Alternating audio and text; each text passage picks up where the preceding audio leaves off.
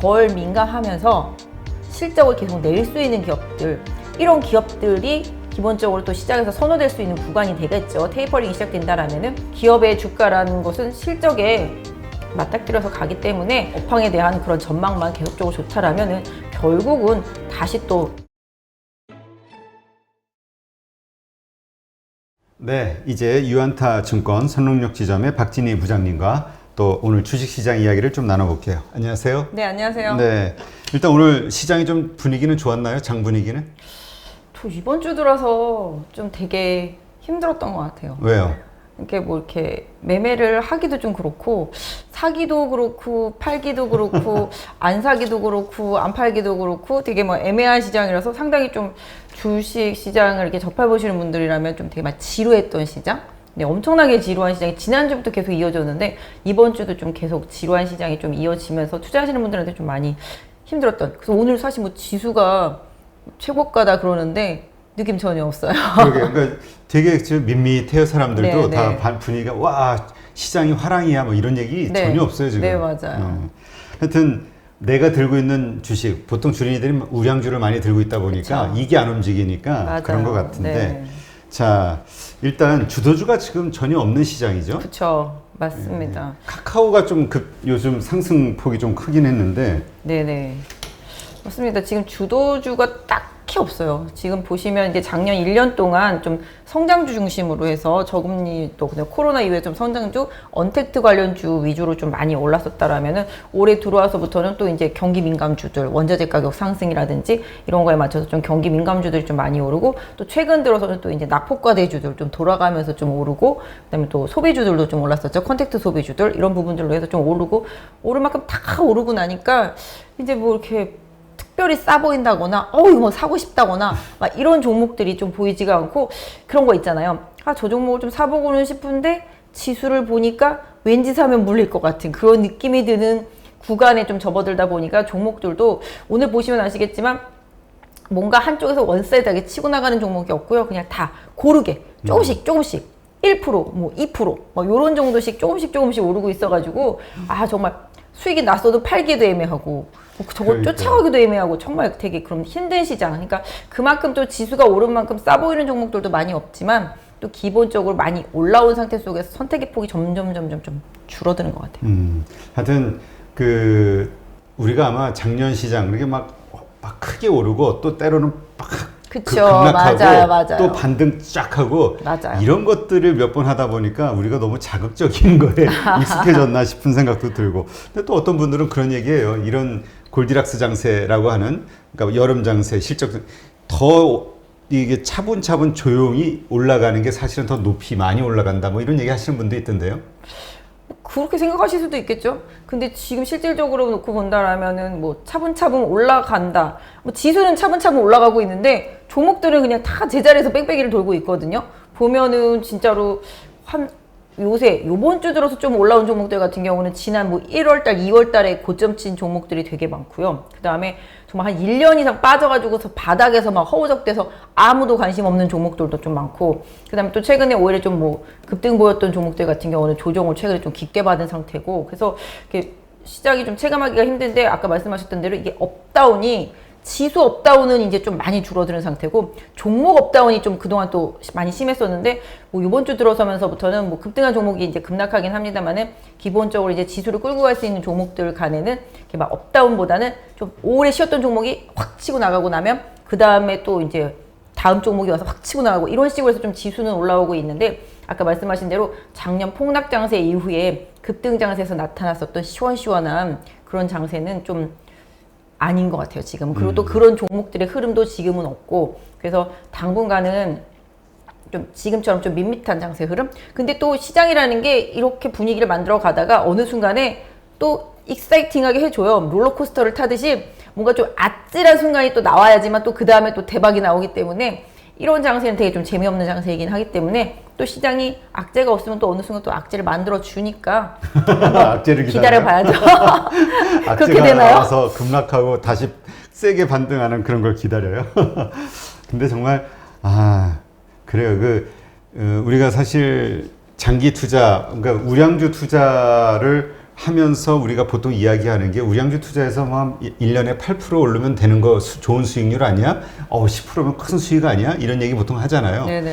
그렇게 따지면 한 달에 1% 오르는 건데 그러면 맞아요. 사실 이런 게 사실은 맞는 건데 원래 주식시장이 원래 이런 건데 라고 하는 분들도 있기는 있어요. 네, 주식이라는 게 다들 아시다시피 싸게 사서 비싸게 파는 거잖아요. 네. 근데 이제 그 싸게 사는 시점이 문제인 거잖아요. 내가 이제 그 싸게 살 수 있는 시점을 잘 모르면 한 어느 정도, 이 정도면 좀 저점이다. 이 기업의 가치 대비해서, 실적 대비해서 지금 현재에 싸다. 이럴 때 이제 모아놓고 기다리면은 분명히 수익이 나는 구간이 나오는데 그거를 이제 보다 보면 내 거는 이게 옆으로 기고 있는데 남의 거는 막 날아가는 걸 보는 순간부터 이제 그걸 못 기다리는 거죠.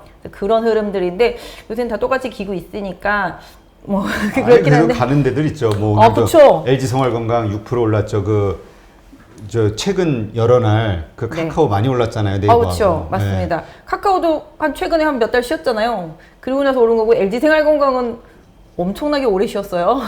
그러니까 어느 날 갑자기 요새의 특징이 물려있다 보면 어느 날 갑자기 물려있다 보면 어느 날 갑자기. 아니 근데 그 현대모비스는 이게 딱 갑자기 뭐 외국인들이 매수하면서 한 2%까지 갑자기 쫙 올라가길래 이제 본격적으로 좀 여기도 오나? 그럼 가다가 한 2.5 정도 가서 쭉 미끄러져서 그 긴 꼬리 쫙 남기고 네. 이게 계속 반복이 돼요. 왜 자동차주 좀 좋은데 왜 그러죠? 좀 지루한 구간이긴 한데 현대모비스도 저가 생각할 때는 최근에 현대 위아가 시장을 주도하면서 엄청 올라왔잖아요. 미국 시장 기대감 때문에 많이 올라왔었는데 뭐 이제 미국 시장에서 뭐 집단 소송 얘기들이 뭐 현대차도 나오고 뭐 이것저것 나오니까 또 이제 약간 위아가 또 움찔하고 또 알리바바 공장 같은 경우도 이제 좀 쉬다 보니까 또 그런 면에서 좀 움찔했는데 모비스도 살짝은 조금 변화가 생기려고 하는 것 같아요. 그러니까 모비스급으로 많이 빠지고 오래 쉰 종목들이 요새 좀 팍팍 올라오는 그런 경우들이 되게 많이 보여요. 근데 모비스가 최근에 좀 발표한 내용에 보면은 그거 있었잖아요. 이제 차량용 반도체. 차량 직접 만들겠다. 예전에 이제 현대 오토넷인가? 네, 그 회사를 이제 그 회사 안에 있는 이제 반도체, 차량용 반도체 부분을 이제 인수하면서 그쪽 부분을 계속 하고 있었었는데 안 그래도 요새 부족해 죽겠으니까 이제 DB 하이텍이 좀 언급이 되고 있잖아요. 네. 그 DB 하이텍이랑 또 한 군데 이름이 갑자기 생각이 안 나는데 뭐 그런 데를 이제 컨택을 하고 있다. 근데 뭐 아직까지 뭐 우리는 뭐 그런 거 없다라고 뭐 얘기를 하긴 했습니다만은 모비스가 좀 그런 쪽에서 조금 해줄 수 있을 것 같고 기본적으로 이제 모비스도 뭐 아시다시피 지난번에 이제 지배구조 얘기도 많이 해드렸었습니다만은 결국은 뭐 나중에 현대 엔지니어링이 상장을 하게 되면은 결국은 그런 부분들이 더 가까워질 수 있기 때문에 그 지루함의 시간을 얼마나 잘 현명하게 잘 보유하신 분들이 보내나에 따라서 아까 말씀하신 뭐 연단위 수익률 그런 부분들에는 좀 도움이 되지 않을까. 뭐 물론 단기적으로는 그걸 들고 계신 분들은 정말 혈압이 고혈압으로 갈 정도로 좀 스트레스 받는 구간이지만 하고 나서 마이너스 2, 3% 혹은 뭐 1% 수익 나고 뭐 요 정도인데 옆에는 막 며칠간 10%, 20%막 상승하고 하면은 이게 그러니까 이제 고민이 뭐냐면 이렇게 안 움직이는 무거운 이거 우량주 이거 빼고 다른 거를 사야 될까? 이런 고민을 하는 분들이 서서히 늘고 있다는 거죠. 뭐 그런 고민 할 때쯤이 좀 저쯤이잖아요, 보통. 그래서 액션을 못 취하는 거예요. 또 그게 그쵸? 무서워서. 그래서 안 팔고 있으면 계속 안 가잖아요. 근데 또 그러니까 그래서 안 팔면은 그래도 그냥 안 가. 맞아요. 그럴까 봐 이제 갈 것 같아서 안 팔면은 계속 안 가. 팔고 나서 바꿨더니 또 그게 가. 막 이런 게 그냥 항상 시장에 항상 머피의 법칙은 아닙니다만은 그런 흐름인데요.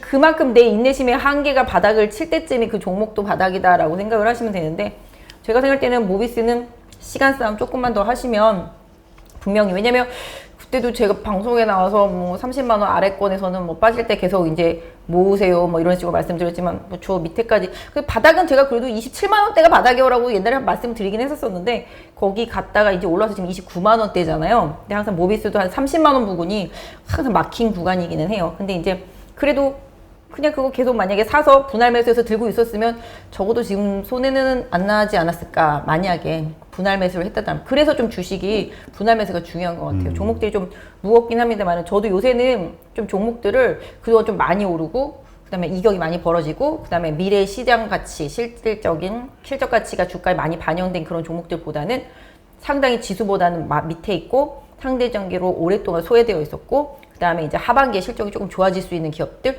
이런 기업들을 계속 찾아가지고서 계속 채워 넣거든요. 그래서 그런 부분들은 이따 좀 종목 상담할 때 좀 말씀을 좀 드리겠지만 그런 것들을 좀 찾아내서 견디는 것도. 근데 사실 이런 게 있어요. 잘 골랐는데 정말 운 나쁘게 시장이 폭락하는 시장이 만약에 혹시 온다라면은 한 번 더 밑으로 내려갈 수는 있겠죠. 그런 가능성도 염두에 둬야 되겠지만 결과적으로는 그런 해당 기업들 지금 제가 생각할 때는 일단 저 6월 말이면 거의 상반기는 끝이잖아요. 하반기를 보고 달려야 되는 시장이거든요. 근데 하반기에는 이제 어떤 종목들이 주도할 수 있을지 그런 고민도 지금 좀 많이 해봐놔야 되는 그런 구간이라고 보여지고 있어요. 네, 알겠습니다. 자, 그러면 지금 뭐 요새 뭐 두슬라, 흠슬라 뭐 이런 표현이 나오잖아요. 우리 네, 테슬라 네. 지금 본딴 네, 것 같은데. 네. 그러니까 두산중공업이 참 원전 테마 가지고 엄청나게 올랐죠. 뭐 HMM도 그렇고요. 이러한 급등주가 또 나올까? 나온다면 어디서 올까? 이게 이제 시장의 관심인 거죠. 네. 요새 밈 주식이라고 하잖아요. 그쵸. 네, 개인들이 네. 막 이유 없이 그냥 좋아서 사는 주식들. 지난주에 나왔을 때도 뭐 그런 종목들 약간 좀 더 추가적인 조정이 들어갈 수 있겠다라는 말씀을 좀 드렸었고 계속 좀 조정이 들어왔다가 오늘은 좀 일정 부분 급락했던 종목들한테서 좀 반등이 나온 것 같아요. H&M 같은 경우도 그렇고 뭐 두산중공업 같은 경우도 그렇고 기본적으로 좀 많이 빠지고 나니까 좀 지지선 부근에서 좀 반등이 나온 모습을 보실 수가 있겠는데 일단 뭐 급등주라는 거는 뭐 어느 시대에든 어느 시점에든 항상 나오기는 되어 있습니다. 다만 이제 시장이 어떤 쪽으로 이제 밀고 가느냐. 근데 좀 생각을 해봤을 때 작년부터 시작해서 지금까지 생각했을 때 뭐 나올 수 있는 테마란 테마는 거의 다 돈 것 같아요. 다 돌았어요. 네, 정말로 새로운 테마가 과연 뭐가 있을까라는 생각을 해봤을 때 진짜 어려웠어요. 뭐 지금 테마주들도 다 돌았고 그래서 결론적으로는 아까 말씀하신 대로 그런 급등주가 과거처럼 그런 테마에 맞춰서 아니면 정책 이슈에 맞춰서 이렇게 나오기에는 이미 주가들은 좀 많이 반영이 된 상태이기 때문에 그런 종목들을 찾으려고 하는 그런 흐름에 대한 대응보다는 오히려 저는 개인적으로 생각할 때 급등보다는 아까 말씀하신 대로 완만한 상승은 나올 수 있는데 그 주도 역할을 하는 종목들은 결국은 하반기에 실적이 좋아질 수 있는 실적주다라고 보고 있어요. 예전에 처음에 나왔을 때도 종목을 어떻게 고르냐고 말씀드릴 때 실적으로 말씀드렸잖아요. 실적이 답이다라고.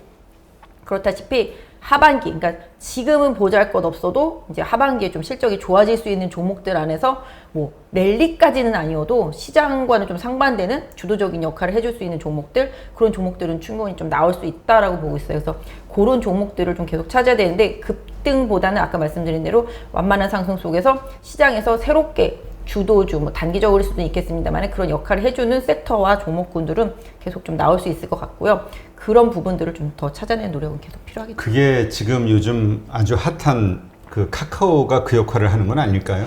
뭐 물론 지금의 카카오는 지금 보시면 아시겠지만 카카오도 뭐 좀 뛰어냈던 부분들을 다시 또 붙이기도 하고 기본적으로 계속 이제 자회사들을 좀 상장시키는 커머스하고 카카오하고 합병하죠. 네. 그래서 그런 부분들이 있어서 좀 시장에서 부각이 되고 있는데 솔직히 좀 개인적으로는 좀 카카오가 이제 좀 많이 올라왔다라는 생각을 지우지는 못하겠어요. 근데 시장이라는 게 항상 너무했어 라는 생각을 할 때까지 올라가는 게 시장이긴 하잖아요. 근데 일단 뭐 카카오가 지금 올라온 부분은 제가 생각할 때는 대형주들의 좀 빈틈을 좀 메워주는 역할들을 좀 많이 해줬다라고 생각을 해요. 그래서 상대적으로 뭐 네이버도 밑에 있다가 이제 따라서 올라오기는 합니다만은 이런 부분들, 이게 포털 이런 부분들은 제가 뭐 좀 생각을 좀 해봤는데 기본적으로 이제 연준이 뭐 여러 가지 얘기를 해주겠지만 뭐 테이퍼링 얘기도 계속 나오겠고 국내로 봤을 때는 이제 하반기에 뭐 11월, 12월 달에 금리 인상 얘기도 나오면서 금리 인상 얘기 나오고 네, 있죠. 오늘 금융주들이 많이 강했었는데 그런 부분들을 감안해 봤을 때 금리에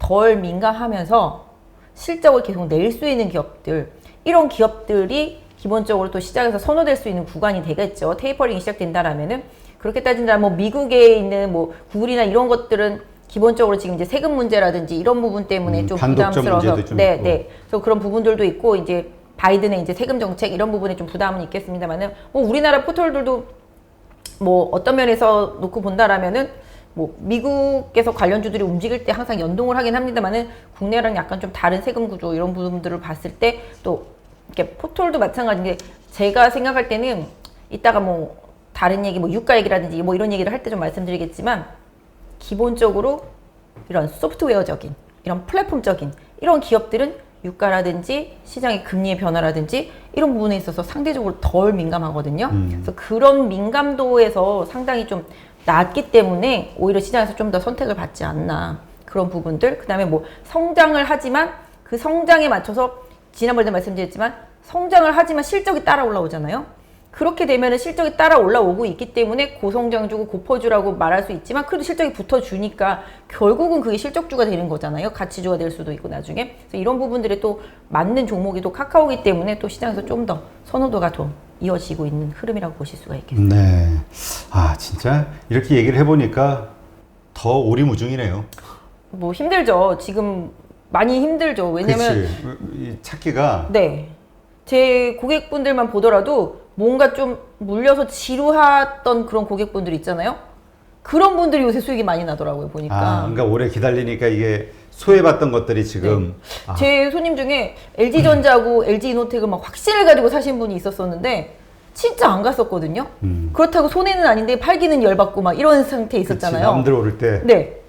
그랬는데 결국은 이번 주에 들어서 그것들이 좀 해주는 그런 흐름이 좀 나오더라고요, 보니까. 그분도 막 이렇게 뭐 기아라든지 뭐 그다음에 현대위아 막 이런 것도 되게 많이 가지고 있어서 아, 막 이랬었는데 또 이번 주 들어서는 또 걔네들이 해주니까 상대적으로 또 많이 웃으시더라고요, 보니까. 그러니까 지금 이제까지 답답하게 그 소외받거나 아니면은 이게 움직임이 적었던, 상승이 적었던 혹은 뭐 하락이 있었던 그런 주식을 들고 있는 분들이 이게 떠나지 못하는 이유가 그거예요, 지금. 이게, 아, 내가 팔자마자 오를 것 같아, 느낌상. 그러니까 팔지도 못하고. 그리고 일단은 좀 분석이 되어 있는 상태니까. 왜냐하면 그 기업들이 실적이 좋아질 거라는 분석을 갖고 있기 때문에 팔지를 못하는 거잖아요. 그렇죠. 그래서 그런 이유 때문에 좀 샀었기 때문에 좀 갖고 있었던. 그래서 항상 주린이 분들한테도 말씀드리지만 내가 분석을 해서 그 기업의 가치 대비해서 지금이 저평가라고 생각한다라면은 견디는 것도 투자라고 생각을 해요. 그래서 결국은 기업의 주가라는 것은 실적에 맞닥뜨려서 가기 때문에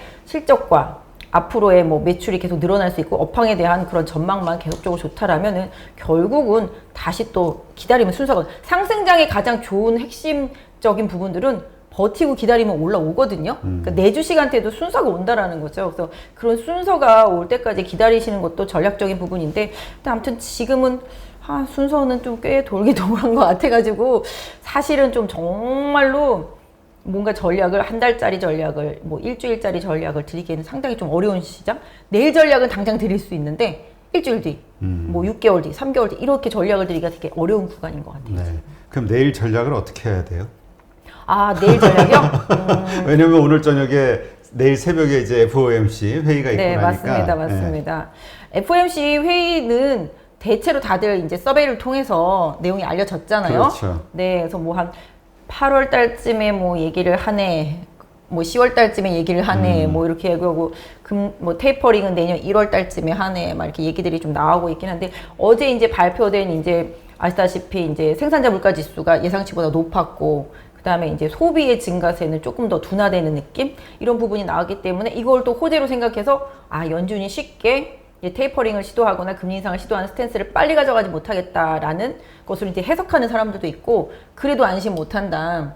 뭐 일단은 뚜껑을 열어봐야 한다. 연준 의원들이 최근에 좀 약간 좀 매파적인 발언들이 좀 많았었기 때문에 결론적으로 그 시점에 대한 논의 시점, 이런 부분에 대한 시장의 의심이 아직까지 있어서 미국도 그렇고 뭐 오늘 전반적으로 다들 좀 약했던, 오늘 아시아권 시장에서 국내만 강했었거든요. 아, 그래요? 네, 오늘 중국은 급락했어요. 근데 그 이렇게 장이 올라왔던 거는 외국인들이 매수해서 그런 거 아닌가요? 네, 맞아요. 오늘 외국인들이 매수했는데 예전 같았으면 이 정도면 외국인이 엄청 사줘야 되는데 별로 한 2천억 대 정도? 예, 그다음에 기관은 거의 관망. 그다음에 이제 개인들도 그렇잖아요. 개인들도 신고가 날 때 보면 예전에 막 밑에서 치고 올라가서 3,000 넘어가고 막 3,200 넘어갈 때 보시면 아시겠지만 급등할 때 개인들이 매도를 막 1조, 2조씩 했었거든요. 오늘은 이렇게 시장이 급등은 아니죠. 한 지수 좀 올라오긴 했지만 그래도 매도가 한 2천억대 밖에 안 나와요. 팔 게 없다는 얘기죠. 그만큼 팔 게 없을 만큼 안 올랐다는 얘기. 네. 그래서 팔 게 없기 때문에 덜 팔 수밖에 없는 구조라는 거죠. 오늘 중국 같은 경우는 좀 많이 빠졌어요.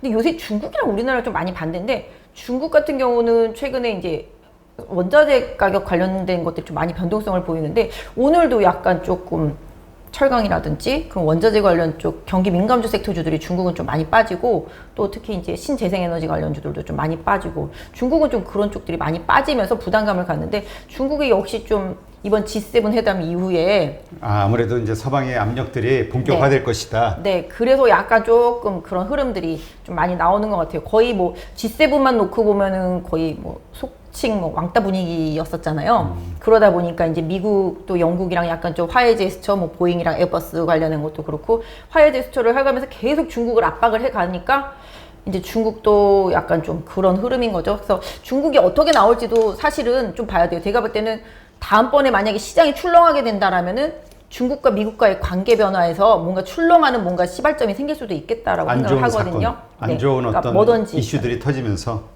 만약에 그런 출렁거리는 그런 현상들이 나타난다라면은 거기서 원인 제공이 나오지 않을까라는 부분들 좀 생각해 볼 수 있지 않을까 싶어요. 그래서 미국 주도하에 이제 미국도 이제 뭐랄까 트럼프 때랑은 좀 많이 달라졌잖아요. 막 강압적이고 막 이런 게 아니라 중국을 막 이렇게 하는 게 아니라 지금은 중국만 빼놓고 나머지들이랑 친하게 지내면서 왕따를 시켜가지고 뒤로 가가지고 이게 뒤통수를 약간 치려는 그런 스타일, 네 그런 분위기이기 때문에 약간 아까 말씀드린 대로 시장에 지금 악재가 없는 시장이잖아요. 악재라고 한다라면 뭐 테이퍼링이라든지 금리 인상 예상해 볼 수 있겠지만 그것도 어느 정도 시장에 노출도가 있단 말이죠. 그래서 그런 부분들보다는 예상치도 못했던 데서 뭔가 터져서 시장이 변동성을 보이면 그게 좀 변동성의 시발점이 될 수 있을 것 같은데 지금 당장 그런 부분은 좀 없다라고 보실 수가 있겠고요. 그래서 기본적으로 내일이 많이 중요하죠. 그러니까 테이퍼링에 대한 부분들, 언급 이런 부분들 우리가 예상은 했었지만 다 알고 있는 거야 라고 생각을 하지만 오픈됐을 때 또 다른 시장 반응이 나올 수도 있거든요. 그렇죠. 그래서 다들 지금 이렇게 손을 놓고 기다리고 있는 건데 일단은 뭐 뚜껑 열어봐야 알겠습니다만은 큰 언급이 없. 근데 사실 큰 언급이 없이 지나가도 그것도 문제예요. 언급을 안 해버리면 다음번에는 언급할 게 뻔하거든요. 그럼 또 그 뻔한 거에 맞춰서 움직일 수밖에 없는 게 시장이기 때문에 그래도 내일장은 제가 봤을 때는 오늘 부분보다는 약간 변화는 시도될 수 있겠지만 뭐 탄력적으로 엄청난 변화가 시도되지는 않겠다. 만약 연준에서 뭔가 특별한 이슈를 많이 제공하지 않는다라면 그렇게 본다라면은 지금의 흐름에서 연속선상 안에서 종목이 좀 움직이지 않을까 싶습니다. 알겠습니다.